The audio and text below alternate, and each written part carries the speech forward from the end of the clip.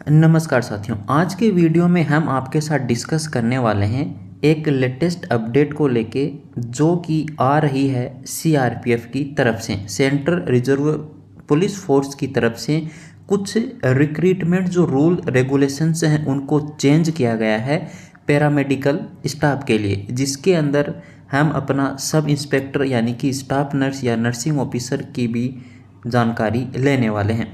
आपको बता दें कि सब इंस्पेक्टर के लिए यहाँ पर थोड़े से जो रूल जो रेगुलेशंस हैं उनको चेंज किया गया है, इसी को लेके हम डिस्कस करने वाले हैं। हालांकि आपको गजेटेड जो नोटिफिकेशन है वो भी जल्दी ही देखने को मिलेगा।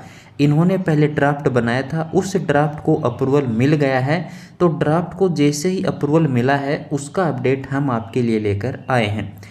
आपको बता दें कि ये जो रूल है, जिस दिन नोटिफिकेशन रिलीज हुआ है उस दिन के बाद से जो भी वैकेंसी आएगी इन फ्यूचर, उन सभी पर ये लागू होने वाले हैं।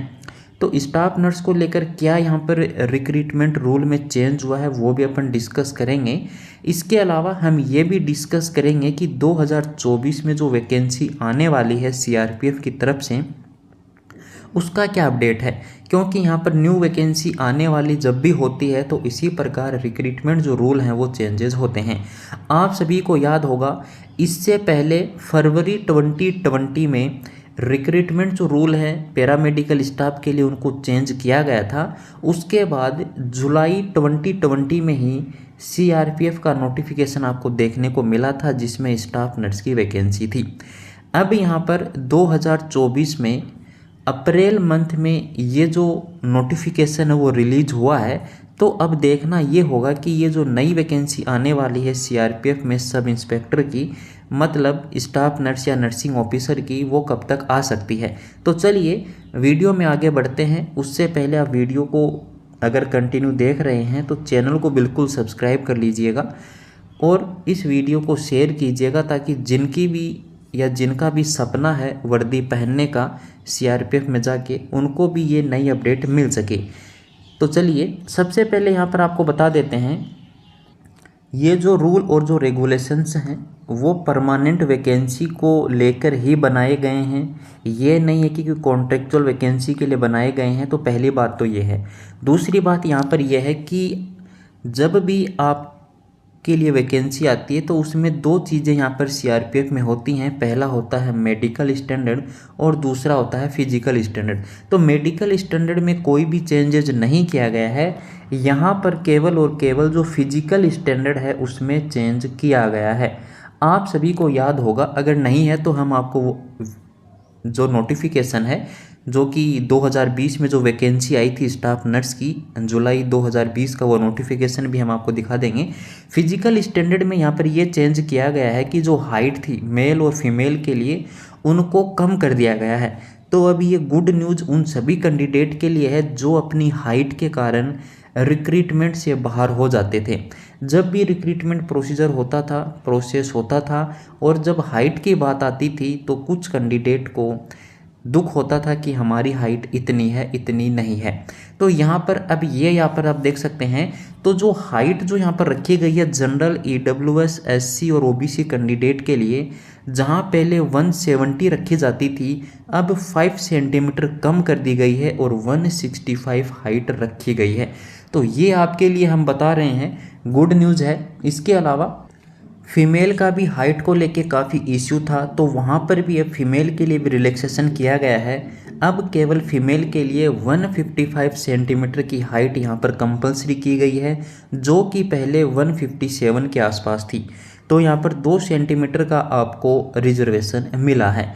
ये रिजर्वेशन केवल और केवल जनरल के लिए, ईडब्ल्यूएस, एससी और ओबीसी के लिए है। अगर आप एसटी के लिए हैं तो यहाँ पर आपके लिए 160 रखी गई है। इसके अलावा आपको बता दें कि पहले ये 162.5 था। तो यहाँ पर आपके लिए थोड़ा सा रिजर्वेशन जो आपका हाइट में है वो आपको मिल गया है।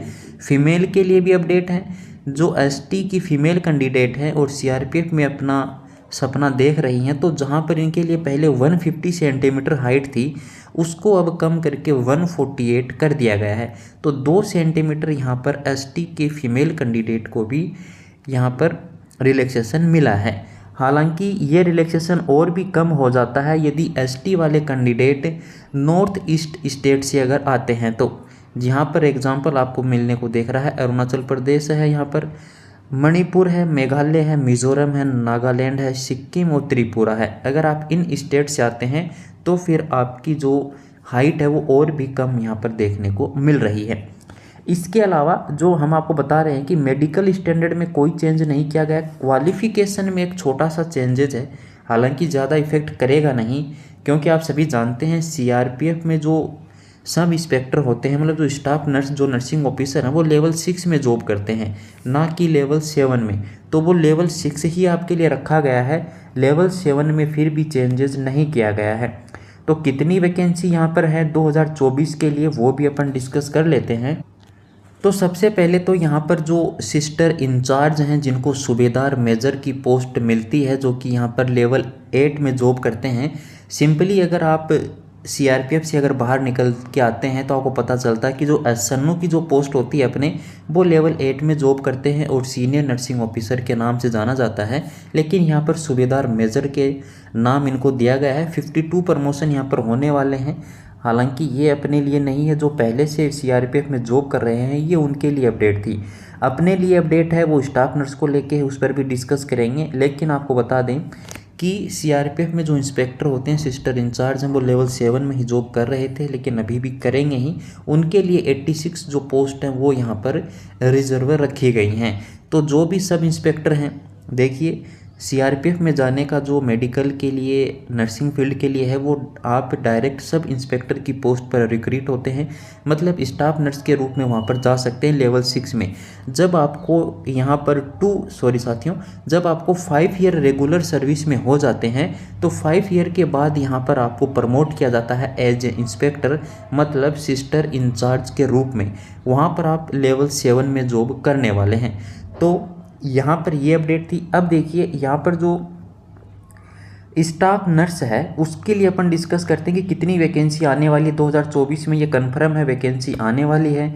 आपको प्रिपरेशन यहाँ पर स्टार्ट करनी है। अभी जो आपका एग्ज़ाम है नोटसेट 6 का जो मेन एग्ज़ाम है वो आपका जल्दी है, तो उसके बाद आप इसकी तरफ भी अपना ध्यान आकर्षित कर सकते हैं। तो चलिए यहाँ पर आपको सब इंस्पेक्टर स्टाफ नर्स की अपडेट दे देते हैं। तो 418 जो वैकेंसी हैं वो यहाँ पर 2024 के लिए रखी गई हैं। मतलब 2024 में जो सीआरपीएफ की वैकेंसी आने वाली है पैरामेडिकल स्टाफ के लिए, उसमें 418 वैकेंसी होंगी। लेकिन ध्यान रखिएगा, इतनी जो वैकेंसी हैं वो सैंक्शन की गई हैं, लेकिन यहाँ पर जो वैकेंसी है वो लगभग हमें लग रहा है 220 के आसपास वैकेंसी आएंगी। इससे ज़्यादा वैकेंसी नहीं आने वाली हैं। केवल और केवल स्टाफ नर्स के लिए हम बात कर रहे हैं 180 से लेके 200 या फिर 220 वैकेंसी यहाँ पर आएगी। तो उसके लिए आपको प्रिपरेशन अपनी अब तैयार कर लेनी है। जिनका भी सपना यहाँ पर वर्दी पहनने का है और कंधे पर 2 स्टार लगाने का है। इसके अलावा यहाँ पर एज लिमिट में भी कोई चेंजेज किया नहीं गया है, वही आपकी 30 ईयर रखी गई है, उसमें कोई चेंजेस ज़्यादा नहीं है। लेवल 6 में आप जॉब करने वाले हैं। अगर आप अदर सेंट्रल गवर्नमेंट की अगर बात करेंगे तो लेवल 7 वहाँ पर आपको देखने को मिलता है। रिक्रूटमेंट के लिए जो यहाँ पर क्वालिफिकेशंस रखी गई है, पहले ये था कि 12th पास और जीएनएम, लेकिन यहाँ पर अब इन्होंने थोड़ा सा क्लासिफिकेशन कर दिया है। जिन कैंडिडेट ने जीएनएम B4 208 से पहले की है अगर आपने, तो यहाँ पर आपको ये रखना होगा कि 3 ईयर का पहले ये कोर्स हुआ करता था। उसके बाद जिन कैंडिडेट ने जीएनएम कोर्स 2008 के बाद लेकिन B4 15-16 से पहले किया है, तो उनके लिए 3.5 ईयर का ये कोर्स हुआ करता था, तो उनको ये कोर्स कंपलसरी रखा गया है। इसके अलावा जो कैंडिडेट जिन्होंने 15 और 16 के ऑनवर्ड क्वालिफिकेशन अचीव की है, जो अब कंटिन्यू कर भी रहे हैं, तो उनके लिए फिर से यहाँ पर 3 ईयर का जो है कोर्स ड्यूरेशन रखा गया है। रजिस्टर्ड होने चाहिए किसी भी नर्सिंग काउंसिल में, स्टेट लेवल पर भी और सेंट्रल नर्सिंग काउंसिल में भी आप हो सकते हैं। यहाँ पर भी प्रमोशन के लिए बताया गया है, तो प्रमोशन 95 जो % है, देखिए जितनी भी यहाँ पर वैकेंसी हैं उनका 95 जो % है वो तो आपका डायरेक्ट रिक्रूटमेंट होता है, आप सभी को पता है। और जो 5% बचा है वो यहाँ पर क्या होता है कि जो हेड कांस्टेबल होते हैं, जो कि सब इंस्पेक्टर के नीचे की पोस्ट है, तो हेड कांस्टेबल जो हैं यहाँ पर नर्सेज या फिर ANM के जो सिलेक्शन होते हैं यहाँ पर, उनको जैसे ही 10 ईयर हो जाते हैं तो उनका भी प्रमोशन यहाँ पर सब इंस्पेक्टर की पोस्ट पर कर दिया जाता है। तो ये छोटी छोटी बातें थी जो हमने आपको बताई हैं। थोड़ा सा फिजिकल स्टैंडर्ड में चेंजेस किया गया था, बाकी नई वैकेंसी आने वाली है। फार्मासिस्ट के लिए भी अपडेट है, सब इंस्पेक्टर के रूप में ही यहाँ पर 155 वैकेंसी 2024 के लिए। तो सभी पैरामेडिकल जो स्टाफ है उनके लिए ये अपडेट थी, हमने आपके साथ शेयर करी। वीडियो को शेयर, चैनल को बिल्कुल सब्सक्राइब कीजिएगा। धन्यवाद साथियों।